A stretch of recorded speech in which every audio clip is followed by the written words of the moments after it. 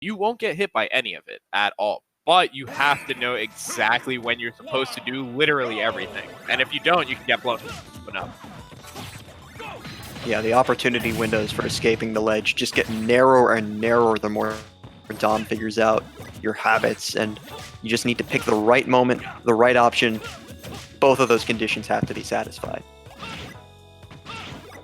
Very nice anti-cross up there from Dom, realizing that a lot of Pac-Mans, once they get that fair on shield, will just try to drift all the way through.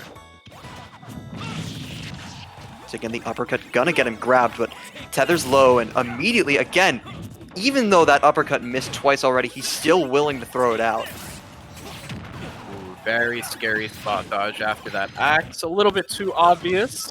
Palpiblade now taking a relatively comfortable lead and center stage. Ooh, nasty setups on the hydrant there. Yeah, we're seeing Palpiblade prioritize this hydrant. Very good in stopping Richter's down tilt in his tracks if he doesn't dislodge it, and just limits his mobility on stage if he doesn't want to go into the air. Dom actually schematzing a little bit of damage because Palpiblade is rushing things a little bit and trying to force their way onto shield. Once again, the axe just off, but Palpiblade had no choice, didn't recognize that it would have been errant, and had to go for the neutral air dodge, leading to this disadvantage being extended. Almost caught that returning cross up air. Very scary stuff. Up tilt just gonna seal it out, yeah, of course. Outranges Pac-Man's F smash as well. Has to be careful because you can't throw it out for free in this matchup like you can against certain other characters with less range. Oh my god, that holy water setup was very scary. Just a lot of very consistent pressure coming out from Dom. Palpiblade not really able to find a comfortable spot to sit and reset neutral. Palpiblade does have Bell in hand though, and Dom is aware of this. Uses that side special, nearly swatted out of the air for it.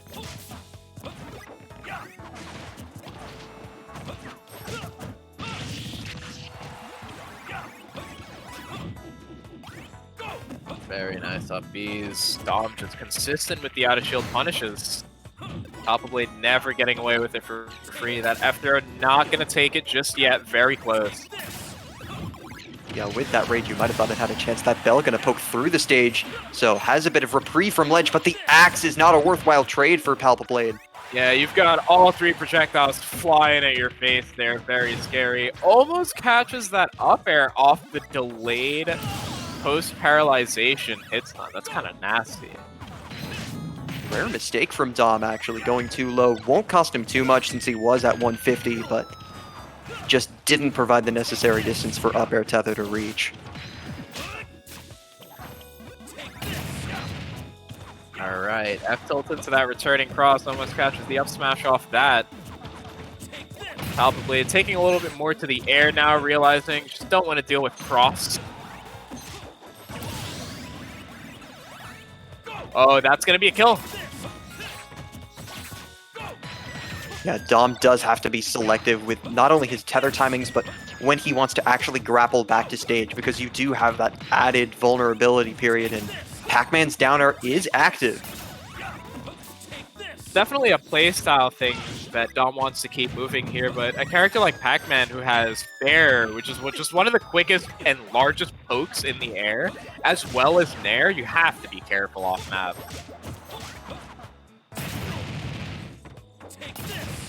Time avoids that dash attack again. Caught in the holy water, but the trade allows him to get some sort of disadvantage.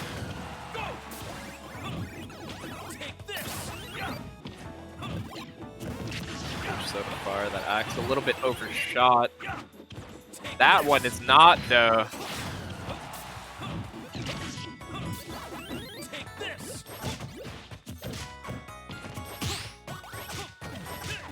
Scary situation for Palpiblade, but making it back to center stage. Got that down. Things are actually going to look a little... Oh, no. Very nice up B from Dom.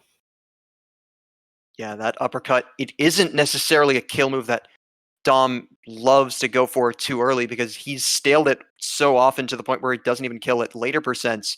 But that time was conservative with it at the mid percent in there, found his damage through angling the whip instead, and kept Yep. one of his best out of shield kill options fresh until the time he needed it most. Yep, absolutely. And I mean, you have to wonder, because Town and City ceiling, if maybe there was a little bit of suspect DI, but nonetheless, he did keep it fresh. So I feel like it makes sense that it killed him. And if you're Palpiblade, there's a lot of positives you can take from that. Even some of the times where you just didn't seem to find a way in, Richter will be able to throw the kitchen sink at you, and you're just going to be eating that at times. It's minimizing those mistakes, capitalizing when you do get in, as Palpiblade did a couple times. That down air on the second stock comes to mind, and if you can keep your game in the 10%, 20% of the time where it's most crucial, where you have Dom either off stage or looking to go land with something unsafe, then, throw out an F smash, throw out a down air, put Dom into an uncomfortable situation. Absolutely. I feel like Palpiblade might want to get a little bit more scrappy as opposed to spending that time dropping Hydrant. Because every time Hydrant gets dropped, Dom is just kind of like, all right, I get to stall cross on this for free, maybe break it and use it as a part of my own traps and setups. And for Palpiblade, I imagine it's nice to have Hydrant on the floor to push Richter away, just because having a slow character get disrupted on the ground at all in terms of movement is pretty nice. But Dom isn't moving into the Hydrant at all. Dom's just flinging the cross at it. Right, and as you mentioned, that Hydrant, it gives Dom the free reign to say, this axe, which is otherwise a frame 60 move, which I wouldn't think of going if he's going to be scrapping a little more, all of a sudden, I can afford to go and waste that end lag and catch that startup going somewhere else, because he's going to be stalling in the air anyway. There's going to be a chance to either catch his drift as he drifts away, or watch as he floats into the projectile.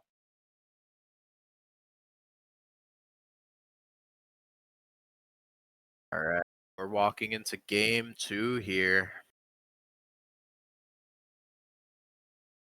2, 1, go! On PS2, yeah, all right. Pick maybe a little bit better for Pac-Man, just because catching the edge guards is going to be a little bit easier.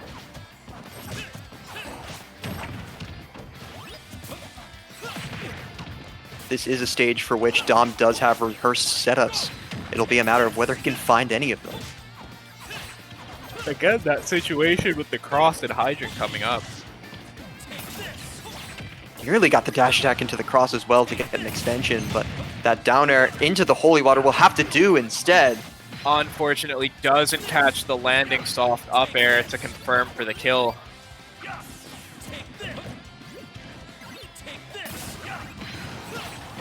Dom just kind of hovering above Palpiblade here. Not getting anti-aired.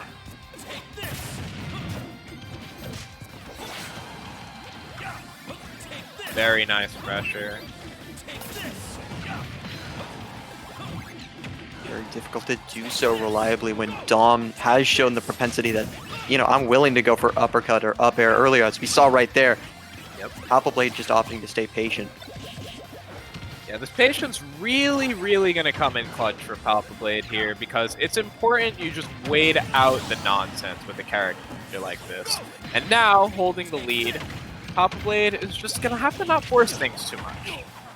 That's a missed tech. It will lead into the dash attack. Another forward air, but just off, and Dom angles that whip correctly to catch the neutral getup. Yeah, the route just slightly misplaced in terms of positioning. Very good idea, because the jump was gone from Dom. That could have been just 2 quick stocks back to back, but Dom is back in this. String interrupted by his own Hydrant, in fact, but is able to catch the bounce on the trampoline.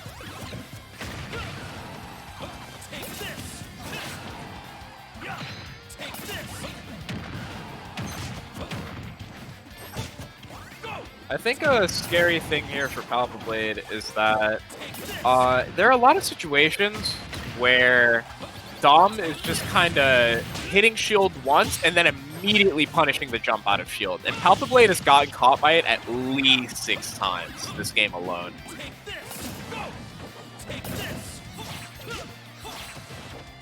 Yeah, there we see a very well-timed normal get-up, though, from Palpiblade. And, oh, a little bit of pressure. Able to reclaim the bell to plant that Hydrant at ledge, making things awkward.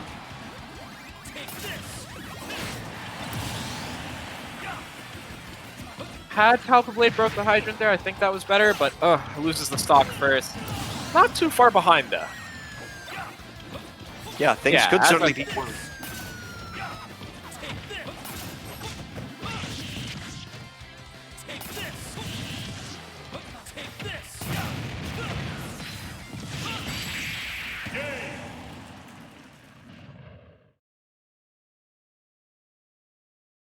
That route was so dirty. Oh my god, it's into the caked up Richter, baby. Straight away.